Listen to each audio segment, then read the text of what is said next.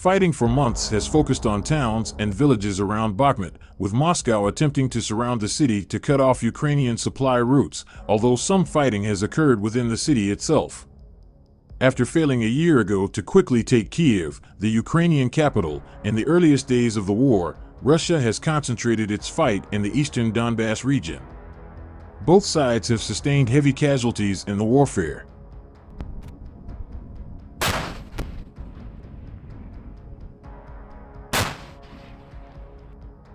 Bakhmut has increasingly become a field of urban combat, with every street and building in the suburbs and surrounding villages contested. Russian forces, including fighters from the Wagner private military company, have edged toward the center of the city from the east, south, and north. Ukrainian units have launched frequent counterattacks to try to reclaim some territory and preserve their precarious access to Bakhmut from the west. That access has become gradually more complicated as routes into the city have come under control of Russian forces.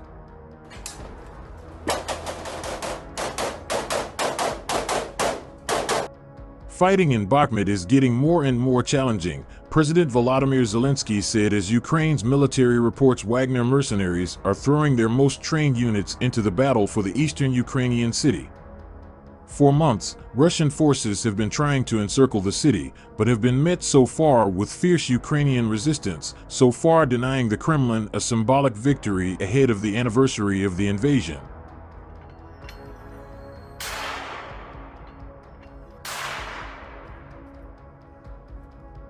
The Russian army and its mercenary allies are shoving many of their best remaining forces into the sector around the ruins of Bakhmut, a ruined town in eastern Ukraine's Donbass region. A powerful but increasingly weary Ukrainian force, including the battle-hardened 17th Tank Brigade, defends the town.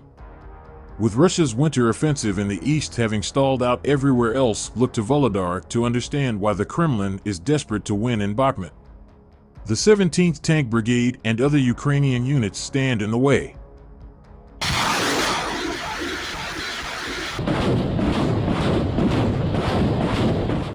Oleksandr Syrsky, the commander of Ukrainian ground forces, said on Tuesday that the situation around the eastern town of Bakhmut was extremely tense. Despite significant losses, the enemy threw in the most prepared assault units of Wagner, who are trying to break through the defenses of our troops and surround the city, Syrsky was quoted as saying on Ukraine's Media Military Center Telegram messaging platform. Russia's mercenary Wagner group has played a significant role in Russia's invasion of Ukraine.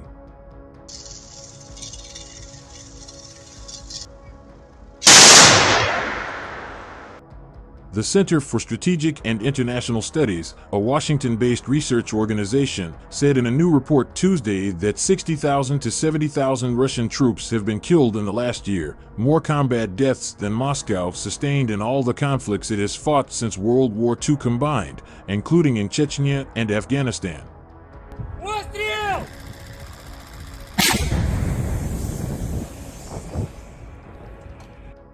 Ukrainian President Volodymyr Zelensky says an aviation taboo is responsible for Western allies refusing to send fighter jets to aid in his country's war against Russia. President Joe Biden is among the world leaders who have declined to provide jets to Ukraine despite a sustained pressure campaign. During his nightly televised address on Monday, Zelensky said that Ukraine's Air Force had been doing a great job but lamented the country's lack of modern aviation capabilities.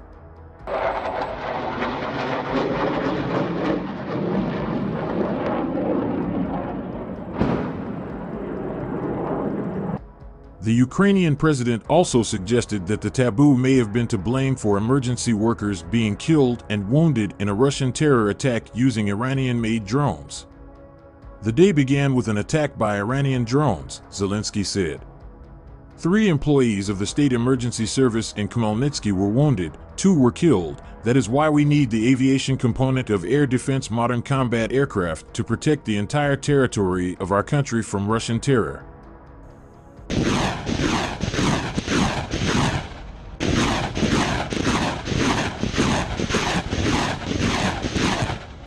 Biden said during an ABC interview on Friday that he was ruling out sending F-16 fighter jets to Ukraine for now.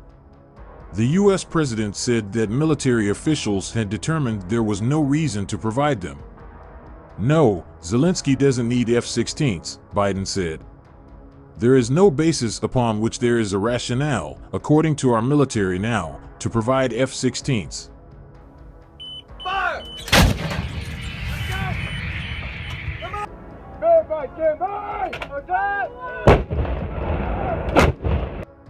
Jake Sullivan, Biden's national security advisor, defended the president's position during a CNN interview on Sunday, arguing Ukrainian fighters can retake territory that Russia currently occupies with existing equipment. Some Republican lawmakers have criticized Biden and his administration for refusing to send the jets, with Senator Dan Sullivan of Alaska calling the decision a real blunder during a Sunday interview on NBC's Meet the Press.